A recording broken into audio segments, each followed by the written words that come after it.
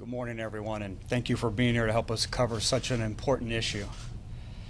The Hillsborough County Sheriff's Office is highly focused on human trafficking and the devastating impact it has on victims, families, and our community.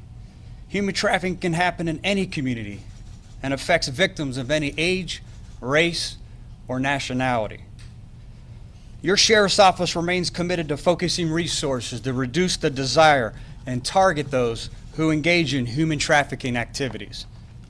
Operation Trade Secrets, which launched on January 1st, 2019, is a multi-pronged enforcement approach focusing on hotels and motels, sex trade activities, spa and massage establishments, strip clubs and adult bookstores, and internet activities. Our covert operations resulted in 85 arrests, with individuals facing charges ranging from human trafficking, sex trade-related charges, possession of a controlled substance, carrying a concealed firearm, practicing massage without a license, lewd and lascivious behavior, possession of counterfeit currency, possession of child pornography, production of harmful material of a minor, and voyeurism. One case in particular that I would like to highlight is the arrest of Marcel Wash, age 40, who was charged with human trafficking.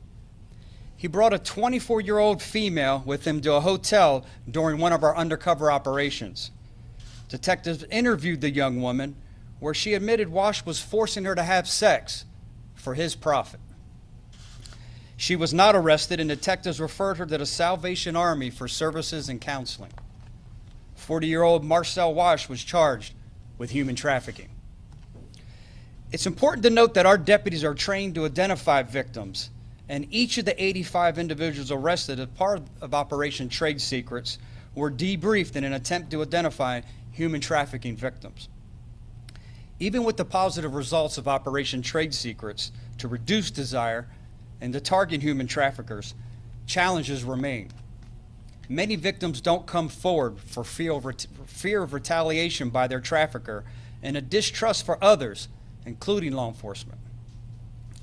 If you are a victim, or you believe that you know someone who may be a victim of human trafficking, we are here to help. Help is as simple as a phone call away.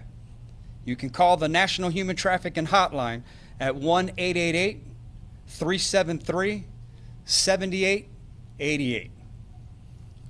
Today's press conference is simply a progress report on what the Hillsborough County Sheriff's Office is doing to combat human trafficking. This very important issue remains a priority, and the efforts behind Operation Trade Secrets will have no ending until human trafficking is stopped. Let this operation serve as a warning for those who exploit others for sex. Whether you live here, are vacationing, or visiting for any of our large upcoming sporting events like WrestleMania or Super Bowl 55, there is zero tolerance for this type of predatory behavior. Our message for anyone involved with the despicable practice of human trafficking: stop, because we're coming for you. At this time, I'll attempt to answer any type of questions. Sheriff, were your deputies posting as Johns, or as how did they get these people to where they were in these cases? A variety of investigative techniques were deployed. We targeted the Johns with our undercovers, soliciting for sex. We advertised and had individuals come into the hotels. Like I said, then we went into the bookstores, the strip clubs, monitoring the activities there. Like I said, it is a multi-pronged approach, so it was a variety of different techniques deployed, but absolutely. Sheriff, were only traffickers arrested as part of the operation? You have to speak up. I'm sorry, I can't hear you. Were only traffickers arrested as part of the operation? No, we also had others who were trading sex for profit. They were arrested as well. Can you talk about the difference between prostitution and those arrests and the human trafficking? When you pointed out Mr. Walsh's arrest, that's clearly somebody, but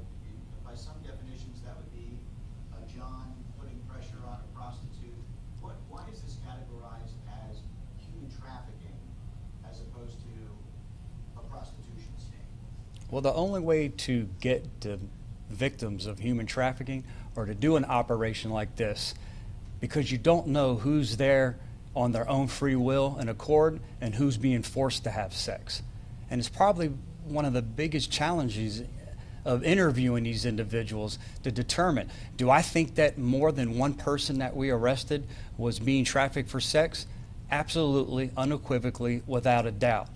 The problem is dysfunctional as this relationship may be with the person who's forcing them to have sex, it's the only individual that they can trust. Trust to get them food, trust to get them the housing, trust to feed the addiction they may have. So the only and best way to try to get involved, to identify the victims is doing an operation like this. I believe the only way we're going to combat human trafficking is by targeting the desire, by reducing the desire. Those individuals seeking to have sex for profit.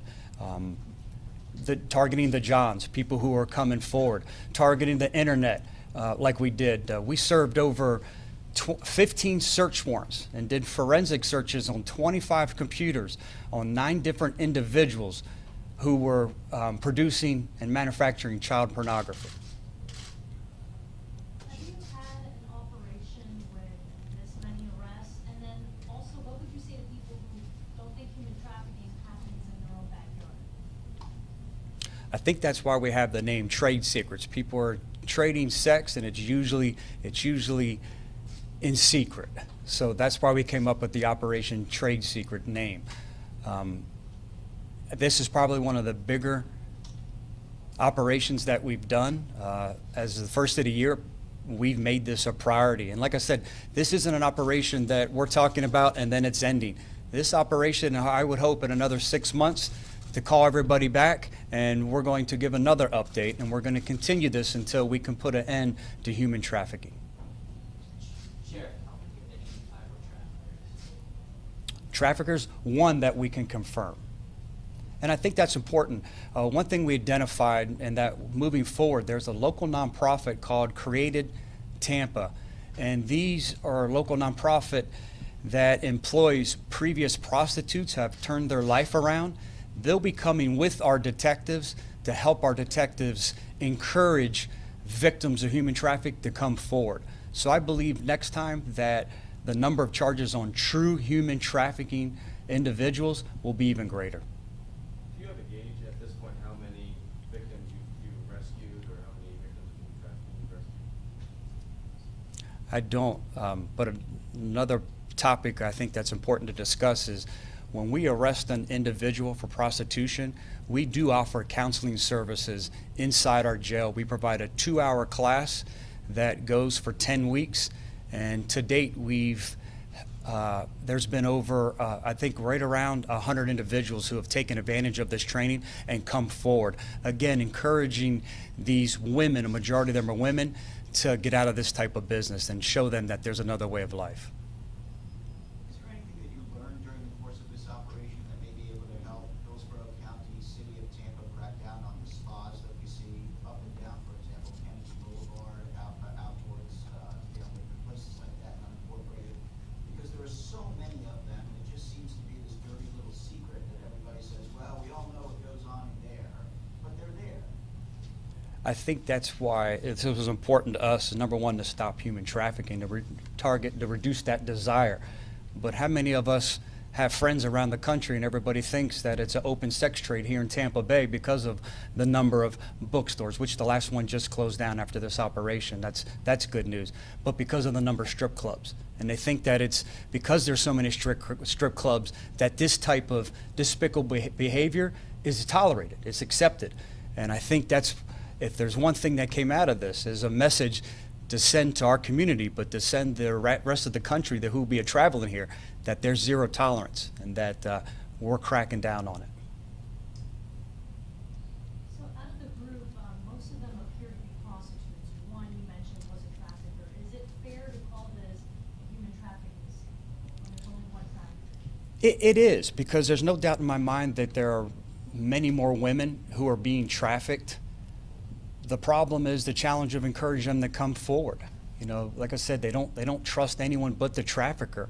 And that's probably our biggest challenge, and that's why I'm excited moving forward to work with that local nonprofit, Created Tampa. I believe they'll help others, encourage others to come forward. Last question. Oh, can you provide any details in the one trafficking case that you're aware of? In Mr. Walsh's case, there was a young woman, I assume, whom he was controlling. How did they meet? Was it, one of these through drug addiction or video games? Or, often there's a backstory there that comes along with how this person ended up being under this other person's control. I don't know. I don't know how the relationship began, only that she's very fearful and that she admitted that he was forcing her to have sex for his profit. Thank you all very much for coming. Thank you, everyone.